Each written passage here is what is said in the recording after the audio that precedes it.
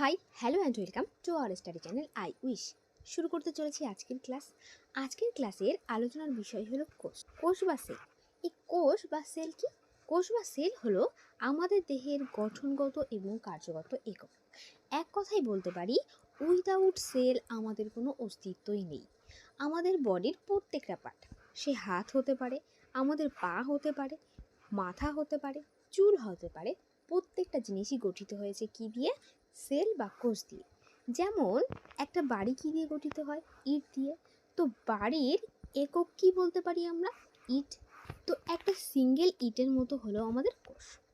কয়েকটি ইট নিয়ে যেমন একটি দেয়াল তৈরি হয়, ঠিক তেমনই কতগুলি কোষ নিয়ে আমাদের গঠিত হয় টিস্যু, বা যেটাকে আমরা বাংলায় বলতে পারি কলা। এবং কয়েকটি দেওয়াল নিয়ে কি তৈরি হয়? একটা সিঙ্গেল রুম। ঠিক তেমনই কতগুলি টিস্যু নিয়ে গঠিত হয় আমাদের অর্গান বা অঙ্গ। সে হাত, পা, চোখ, কান, নাক, কিডনি, লিভার যাই হলো না কেন, প্রত্যেকটা জিনিসই কতগুলি টিস্যু নিয়ে গঠিত। ওকে। এবং কয়েকটা রুম নিয়ে যেমন সম্পূর্ণ বাড়ি তৈরি হয়, ঠিক তেমনই আমাদের প্রত্যেকটা অঙ্গ নিয়ে কি গঠিত হয়? গঠিত হয় আমাদের বডি। কোষকে আবিষ্কার করেন রবার্ট হুক। কিভাবে? দেখো, এখন আমরা জল খাই, স্প্রাইট খাই, বোতল দেখতে পাই। কিসের থাকে বোতলগুলো? প্লাস্টিকের। বোতলে যে মুখটা সেটাও প্লাস্টিকের, বাট আগেরকার টাইমে যে বোতলের মুখ ছিল সেটা কাঠের তৈরি ছিল, যেটাকে ছিপি বা কক বলা হতো। তো এখন আমরা যেমন বিভিন্ন ভিডিও দেখতে পাই ইউটিউবের মাধ্যমে, যে কেউ মাইক্রোস্কোপে চিকেন দিয়ে দেখছে, কেউ অ্যাপেল দিয়ে দেখছে, দেখছে তার মধ্যে কত ব্যাকটেরিয়া, সেটা আমাদের দেখাচ্ছে। ঠিক তেমনই রবার্ট হুক কী করে? কক বা বোতলের ছিপিটাকে অণুবীক্ষণ যন্ত্রে দেয় এবং দেখতে পায় যে তার মধ্যে অসংখ্য এরকম ছোট ছোট মৌমাছির কোঠারির মতো কতগুলি জিনিস দেখতে পায়, যার নাম সে তখন দেয় কোষ। ওকে। তো কোষকে আবিষ্কার করে রবার্ট হুক। আর এটা কিন্তু মৃত কোষ ছিল। কারণ কি? ককটা কিসের তৈরি ছিল? গাছের তৈরি ছিল। তো যদি বলা হয় যে প্রথম উদ্ভিদ কোষ আবিষ্কার কে করে, তখনও হবে রবার্ট হুক। যদি বলে মৃত কোষকে আবিষ্কার করে, তাও হবে রবার্ট হুক। যদি বলা হয় প্রথম কোষকে আবিষ্কার করে, তাও হবে রবার্ট হুক। তো রিলেট কিভাবে করব? দেখো, কোষ কি? অতি সূক্ষ্ম জিনিস। আর সূক্ষ্ম ছোট কোনো জিনিসকে কি দিয়ে ধরতে হয়? হুক দিয়ে ধরতে হয়।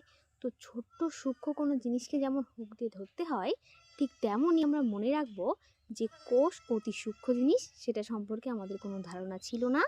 আমাদের সামনে যে এই কোষটাকে তুলে ধরেছে, তার নামের মধ্যেও একটা হুক ব্যাপার আছে। ওকে। নামটা কি? Robert Hooke. তো রবার্ট নামটা কীভাবে মনে রাখবো? দেখো, ককটা কি? গাছের তৈরি ছিল। আর এই রবার্ট নামের সঙ্গে দেখো মিল করে আমরা একটা গাছের নাম পাচ্ছি। কি বলো তো? রাবার। রাবার আর রবার্ট নামটা কি? অনেকটা এক টাইপের। তো সেখান থেকে আমরা মনে রাখবো যে রবার্ট হুক প্রথম সে বোতলের ছিপি বা কক, যেটা গাছের তৈরি ছিল, সেটাকে অণুবীক্ষণ যন্ত্রে দেয় এবং কোষ আবিষ্কার করে। ওকে। উদ্ভিদমৃত কোষ আবিষ্কার করলো। তো তারপর অ্যান্টনি ভ্যান লিওনহকের কিউরিওসিটি জাগলো যে উদ্ভিদের দেহে যদি কোষ থাকে, তাহলে আমাদের প্রাণীদের দেহেও তো থাকতে পারে। তো তখন তিনি সেটা চেক করে এবং তিনি আবিষ্কার করেন জীবিত কোষ। তাহলে জীবিত কোষ কে আবিষ্কার করে? Antony van লিওনহক। হুক প্রথমে মৃত কোষ আবিষ্কার করলো, উদ্ভিদ কোষ, তারপর জীবিত কোষ আবিষ্কার করলো লিওনহক। হুকের পরে হক। আরেকটা রিলেট করতে পারি কিভাবে, যে জীবিত কোনো জিনিসকে কি বলা হয়? লাইভ বলা হয়। আর এনার নামের মধ্যে দেখো কি আছে? লিওনহক। ল আছে, ল দিয়ে লিওনহক। তো রবার্ট হুক মৃত কোষ আবিষ্কার করলো, জীবিত কোষ অ্যান্টনি ভ্যান লিওনহক আবিষ্কার করলো। আবিষ্কার করে না চুপচাপ, আর কোনো কিছু না, শুধু বলে দিয়েছে যে কোষ আছে, প্রাণী এবং উদ্ভিদের দেহে কোষ আছে, ব্যাস। এবার কোষটা ঠিক কেন আছে, কি কাজ, সেটাকে আবিষ্কার করলো এম স্লাইডেন এবং টি সায়েন। তারা কোষ তত্ত্ব বা সেল থিওরি দেয়। তারাই প্রথম বলে যে আমাদের দেহের প্রত্যেকটা পার্টই গঠিত হয়েছে অসংখ্য কোষ দিয়ে।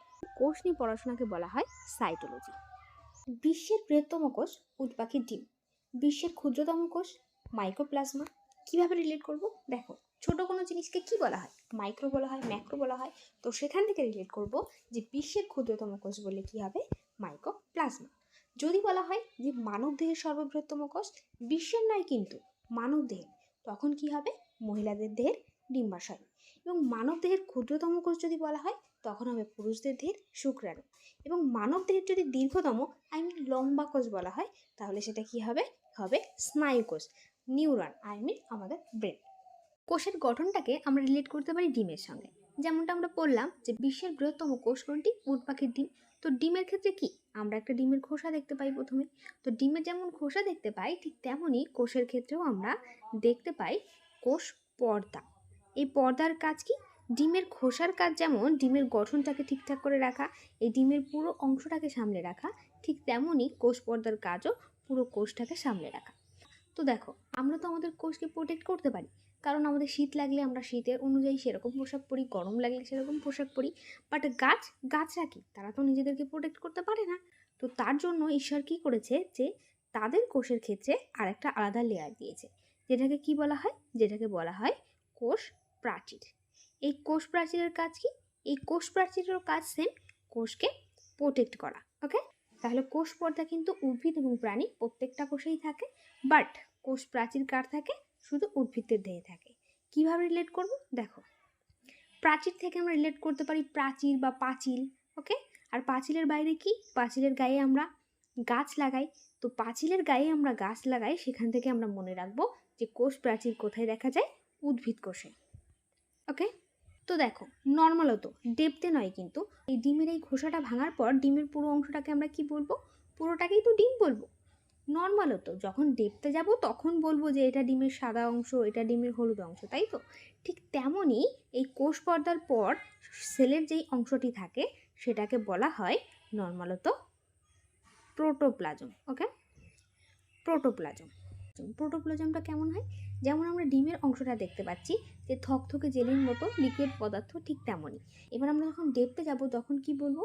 যে ডিমের সাদা অংশ এবং ডিমের হলুদ অংশ। ঠিক তেমনই এই প্রোটোপ্লাজমেরই দুটো অংশ, একটা হলো সাইটোপ্লাজম আর একটি হলো নিউক্লিয়াস। সাইটোপ্লাজম এবং নিউক্লিয়াস। তাহলে কোষ পর্দা উদ্ভিদ প্রাণী উভয় কোষেই থাকে। কোষ প্রাচীর শুধুমাত্র উদ্ভিদ কোষে থাকে। কোষ পর্দা এবং কোষ প্রাচীর পর কোষের অংশকে কি বলা হয়? প্রোটোপ্লাজম। প্রোটোপ্লাজমকে আবার কয়টি ভাগে ভাগ করা যায়? দুটি ভাগে, একটা কি সাইটোপ্লাজম আর একটা কি নিউক্লিয়াস। সাইটোপ্লাজমের মধ্যে অবস্থিত কোষের বিভিন্ন অঙ্গাণু, যেমন মাইটোকন্ড্রিয়া কে আবিষ্কার করে? মাইটোকন্ড্রিয়া আবিষ্কার করেন রিচার্ড অল্টম্যান। মাইটোকন্ড্রিয়ার নামকরণ করেন কার্ল বেন্ডা। ওকে, তাহলে মাইটোকন্ড্রিয়া আবিষ্কার করেন রিচার্ড অল্টম্যান, কিন্তু নামকরণ করেন কার্ল বেন্ডা। মাইটোকন্ড্রিয়াকে বলা হয় কোষের শক্তিঘর। কেন কোষের শক্তিঘর বলা হয়? দেখো, আমরা কি জানি যে প্রত্যেকটা মুহূর্তে আমাদের বেঁচে থাকার জন্য অক্সিজেনের প্রয়োজন, আর আমাদের শরীরে অক্সিজেন পরিবহন কে করে? লোহিত রক্তকণিকা কোথা দিয়ে প্রবাহিত হয়? শিরা এবং ধমনী। তাহলে শিরা ও ধমনীর মধ্যে তো লোহিত রক্তকণিকা অক্সিজেন পরিবহন করছে, বাট আমাদের প্রত্যেকটা সেলে কে পরিবহন করবে? প্রত্যেকটা সেলে পরিবহন করে অক্সিজেন মাইটোকন্ড্রিয়া। আর মাইটোকন্ড্রিয়া অক্সিজেন পরিবহন করে, এই কারণেই মাইটোকন্ড্রিয়ায় ক্রেবস চক্র ঘটে। আর ক্রেবস চক্রের ফলে কি হয়? 38 অণু এটিপি উৎপন্ন হয়, যার ফলে 1 অণু গ্লুকোজ উৎপন্ন হয়। গ্লুকোজের ফলে কি? আমরা এনার্জি বা উৎসেচক পাই। এই কারণে মাইটোকন্ড্রিয়াকে বলা হয় কোষের শক্তিঘর। তো মনে কিভাবে রাখবো? দেখো, আমরা প্রথম শক্তি পাই কোথা থেকে? মায়ের থেকে। মাতৃগর্ভে থাকাকালীন আমাদের বিভিন্ন শারীরিক গঠন সম্পূর্ণ হয়, তারপরেই তো আমাদের জন্ম হয়। মায়ের থেকেই আমরা প্রথম অবস্থায় শক্তি পাই। তো মায়ের থেকে আমরা রিলেট করব মাইটোকন্ড্রিয়া। ওকে, আর মায়ের থেকে আমরা শক্তি পাই, সেখান থেকে আমরা রিলেট করব যে মাইটোকন্ড্রিয়াকে বলা হয় কোষের শক্তিঘর। তাহলে মাইটোকন্ড্রিয়া তো শক্তি উৎপন্ন করলো, বাট একটা জিনিস ভাবো, যে তুমি যখন দৌড়াচ্ছ তখন তোমার সব থেকে শক্তি বেশি কোথায় প্রয়োজন হবে? হাতে না পায়ে? অবভিয়াসলি পায়ে। বাট তুমি যখন ভাত খাচ্ছ তখন তোমার শক্তি কোথায় বেশি প্রয়োজন হবে? হাতে এবং মুখে। তো কি আমাদের বিভিন্ন টাইমে আমরা যেরকম কাজ করি সেই অনুযায়ী আমাদের সেই অঙ্গ বা প্রত্যঙ্গে শক্তি প্রয়োজন হয়, তাই তো? আচ্ছা, তাহলে একটা জিনিস ভাবো, মাইটোকন্ড্রিয়া তো শক্তি উৎপন্ন করছে, তো আমাদের প্রত্যেকটা সেলে যদি সেম শক্তি সবসময় থাকে, তাহলে কি আমি দৌড়াতে গেলে কি পায়ে ততটা শক্তি পাবো না? কারণ শক্তি কি আমার পুরো বডির সেলেই রয়েছে, পায়ের সেলে তো বেশি নেই। তো তার জন্য কি প্রয়োজন? যে পায়ের সেলগুলোই শক্তি বেশি প্রয়োজন। তো পায়ের সেলে শক্তি কে পরিবহন করে নিয়ে আসে গলগি বডি। তো গলগি বডি কী করে? গলগি বডি আমাদের এনার্জি পরিবহন করে প্রয়োজন মতো। যেমন আমাদের কোথাও প্রয়োজন হলে আমরা গাড়িতে করে এক জায়গা থেকে অন্য জায়গায় যাই, ঠিক তেমনই আমাদের এনার্জিকে গাড়িতে করে কে নিয়ে যায়? Golgi body. ওকে, তো গলগি বডি কি আবিষ্কার করে? গলগি বডি আবিষ্কার করেন ক্যামিলিও গলগি। তাহলে গলগি বডির কাজ কি? গলগি বডির কাজ হলো প্রয়োজন অনুযায়ী এনার্জি পরিবহন করা। Next, vacuole. ভ্যাকুয়াল বা গহ্বর কথাটা কেমন? গর্ত বা পুকুরের মতো। আর গর্ত বা পুকুরে কি থাকে? জল থাকে। ঠিক তেমনই আমাদের কোষের ভ্যাকুয়ালে কি থাকে? জল সঞ্চিত থাকে। আর দেখো, আমরা প্রয়োজন মতো জল খেতে পারি। যখন আমার জল পিপাসা পেয়েছে আমি তখন জল খেয়ে নিলাম। বাট গাছরা কি, যখন জল পিপাসা পাবে গাছ তো আর জল খেতে পারবে না, কারণ তার তো আর হাত পা নেই। যখন কোনো মানুষ তাকে জল দেবে বা যখন বৃষ্টি হবে তখনই তো সে জলটা পাবে। এই কারণে গাছের সেলে ভ্যাকুয়াল বা গহ্বর বড় বড় হয়। ওকে, আর প্রাণীদের সেলে ভ্যাকুয়াল বা গহ্বরটা ছোট্ট হয়। তো ভ্যাকুয়ালের কাজ কি? ভ্যাকুয়ালের কাজ হলো জল সঞ্চয় করে রাখা। Next, centrosome. সেন্ট্রোজোম কোষ বিভাজনে সাহায্য করে। আর সেন্ট্রোজোম সব থেকে বেশি আছে লিভারে। এই কারণে লিভারে সব থেকে বেশি কোষ বিভাজন ঘটে। তো লিভার যদি কারো ড্যামেজ হয় তো লিভার কিন্তু অটোমেটিক্যালি নিজে থেকেই ঠিক হতে পারে। বাট সব থেকে সেন্ট্রোজোম কম আছে ব্রেনে। এই কারণে ব্রেনে কিন্তু আঘাত লাগলে সেটা আর ঠিক হওয়া পসিবল নয়। Next, endoplasmic reticulum. এন্ডোপ্লাজমিক রেটিকুলামের কাজ কি? দেখো, এখানে এই ডিমটাকে প্রোটেক্ট কে করছে? ডিমের খোসা, তাই তো? ডিমের খোসা কেমন হয়? পুরু টাইপের হয়। বাট আমরা সেলের প্রথমে কি পড়লাম? যে সেলের যেই খোসা বা পর্দাটা থাকে সেটা কিন্তু ততটা পুরু নয়, সেটা পাতলা। ফলে কি, কোষটা কি নরম থকথকে হবে। তো এখানে তো ডিমের খোসাটা ডিমটাকে প্রোটেক্ট করছে, ডিমের আকৃতিটা গঠন করছে। তাহলে এই সেলটাকে কে গঠন করবে? সেলের তো আর এরকম পুরু খোসা নেই। তো তার জন্য সেলের মধ্যে কি থাকে? এন্ডোপ্লাজমিক রেটিকুলাম, যেটা কি করে? যেটা সেলের মধ্যে পিলারের কাজ করে। ওকে, যেটা সেলের আকৃতিটা ধরে রাখে। যেমন ধরো, আমাদের আকৃতিকে নির্ধারণ করে হাড়। আমাদের হাতের হাড় আছে, পায়ের হাড় আছে, দেহের প্রত্যেকটা পার্টে হাড় আছে। তার জন্যই কি আমরা সোজাভাবে দাঁড়িয়ে থাকতে পারি বা আমাদের একটা শারীরিক গঠন আছে। ঠিক তেমনই এন্ডোপ্লাজমিক রেটিকুলাম কোষের গঠন নির্ধারণ করে। এন্ডোপ্লাজমিক রেটিকুলাম কে আবিষ্কার করে? কে আর পোর্টার ও থমসন। রাইবোজোম। রাইবোজোমের কাজ কি? রাইবোজোমের কাজ হলো প্রোটিন তৈরি করা। নিউক্লিয়াস। কি পড়েছিলাম আমরা? যে প্রোটোপ্লাজমের দুটো অংশ, একটা সাইটোপ্লাজম আর একটা নিউক্লিয়াস। এটা নিউক্লিয়াস। নিউক্লিয়াসে কি থাকে? নিউক্লিয়াসে থাকে ক্রোমোজোম। আর এই ক্রোমোজোমের মধ্যেই আছে ডিএনএ এবং আরএনএ। ওকে, নিউক্লিয়াসে থাকে ক্রোমোজোম আর তার মধ্যেই আছে ডিএনএ এবং আরএনএ। নিউক্লিয়াস আবিষ্কার করে রবার্ট ব্রাউন। নিউক্লিয়াসকে বলা হয় কোষের মস্তিষ্ক। কেন কোষের মস্তিষ্ক বলা হয়? কারণ এই সেলের মধ্যে যেই অঙ্গাণুগুলো আছে, মাইটোকন্ড্রিয়া, গলগি বডি, ভ্যাকুয়াল, প্রত্যেককে অর্ডার কে দেয়? নিউক্লিয়াস। নিউক্লিয়াস অর্ডার দিয়ে কাজ করায়, এই জন্য নিউক্লিয়াসকে বলা হয় কোষের মস্তিষ্ক। Next, lysosome. লাইসোজোম আবিষ্কার করে ডি ডুবে। লাইসোজোমকে বলা হয় আত্মঘাতী থলি। কেন বলা হয়? কারণ লাইসোজোমের মধ্যে থাকে এক প্রকার এনজাইম। এনজাইম আরেকটা কোথায় থাকে? আমাদের খাদ্যথলিতে থাকে। সেই এনজাইমটা কি করে? আমরা যেই খাবারগুলো খাই সেটাকে পরিপাক করে বা পচাতে সাহায্য করে, তাই তো? ঠিক তেমনই আমাদের কোষের মধ্যে বিভিন্ন অঙ্গাণু আছে, যেটা পড়লাম, mitochondria, centrosome, Golgi body, vacuole. কোষের মধ্যে কোনো অঙ্গাণু কাজ করছে না, মানে কি? কোষটা ঠিকঠাক নেই। ঠিকঠাক না থাকলে কি সে কোনো কাজের না? কিন্তু সে কাজের না, তবুও সে আমাদের দেহের মধ্যে রয়ে গেছে, তাহলে কি সেটা তো প্রবলেম। তো সেই কোষটাকে ধ্বংস করতে কে সাহায্য করে? লাইসোজোম।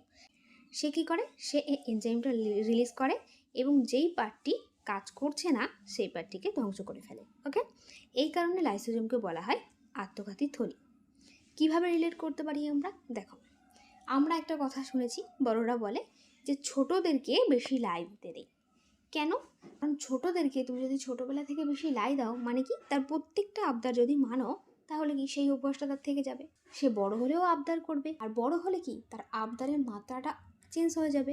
ছোটোবেলায় তবুও বাচ্চাদের আবদার সামলানো সম্ভব, বাট বড় হলে কখনো কখনো বাচ্চাদের আবদারটা সামলানো সম্ভব হয় না। ধরো 2 দিন পর তার পরীক্ষা, সে আজ বলছে সিনেমা দেখতে যাবে, তখন তুমি কি বলবে?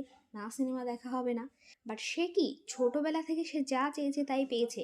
এখন যদি হঠাৎ করে বাধা পায়, তাহলে কি তার ইগো হার্ট হয়ে যাবে এবং সে রেগে গিয়ে কী করবে? সুসাইড করবে। এই কারণে নিউজে আমরা বারবার দেখতে পাই যে অনেক বাচ্চা মা বাবার সঙ্গে গন্ডগোল করে সুসাইড করেছে। তো সেখান থেকে আমরা রিলেট করব যে লাইসোজোমকে বলা হয় আত্মঘাতের থলি বা সুসাইড ব্যাংক।